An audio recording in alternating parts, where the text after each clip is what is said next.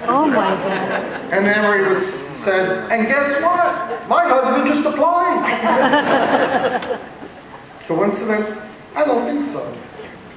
Mill didn't share with me then, but he shared with me later. He said, you know, I'm the reason you're in the diaconate. And I said, what are you talking about? He said, you know, I prayed to God that he would send me another Jew.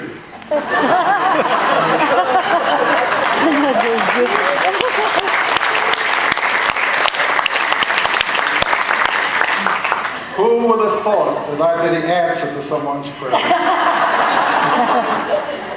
You know, we have a wonderful God. Yes. Amen. Not only hears our prayers, but he answers them. We believe that we were called to the diaconate as a couple because God joined us in the sacrament of matrimony long before Craig received the sacrament of holy orders.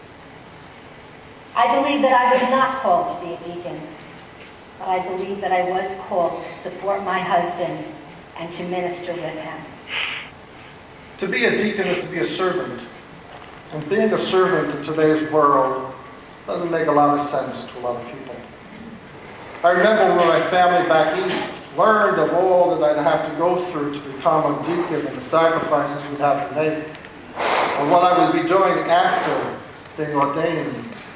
The first thing they asked was, how much is it cost? And I said, nothing. And they just shook their head and looked at me as if I was crazy. They just didn't get it. And to tell you the truth, if my parents were alive today, they wouldn't be. But they're not. They're at home with God. Because they are, they understand the truth of that wonderful Hebrew prayer, the Shema. And because it's in the Old Testament, it's our prayer as well. Shema Yisrael Adonai Eloheinu, Adonai Echad. Hear, O Israel, the Lord our God is one. And if we truly believe that, then it doesn't matter how God calls us to himself.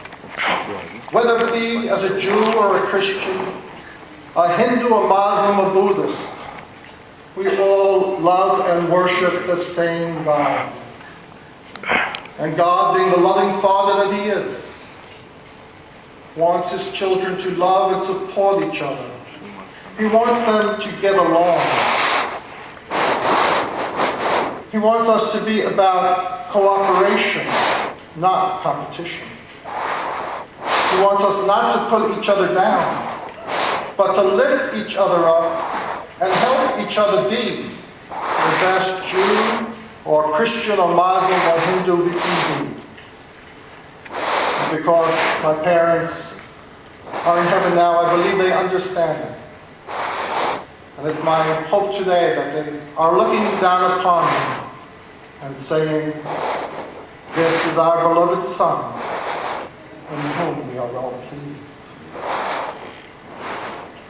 To deny oneself in order to help others doesn't make sense in our world. It only makes sense in God's topsy-turvy world. But it's not God's world that's topsy-turvy. It's ours. And the sooner we realize that, the better off we will all be. Our presentation doesn't have an ending. And that's how it should be. Because as we continue to live our lives, our tapestry continues to be formed. And it will only be complete when God calls us home. And I believe at that point, we will see the other side of our tapestry. And we'll see the beautiful picture that has been formed. And any questions that we had in this life will immediately be answered. And the only thing left to say will be, who would have thought? So until then, our prayer for ourselves and for you is this. May the grace of God and the example of our Mother Mary give us the willingness and the strength to say, in all that we are called to do, I am the servant of the Lord.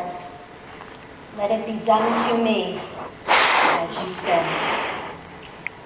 So thank you, and don't forget, trust in the Lord. Amen.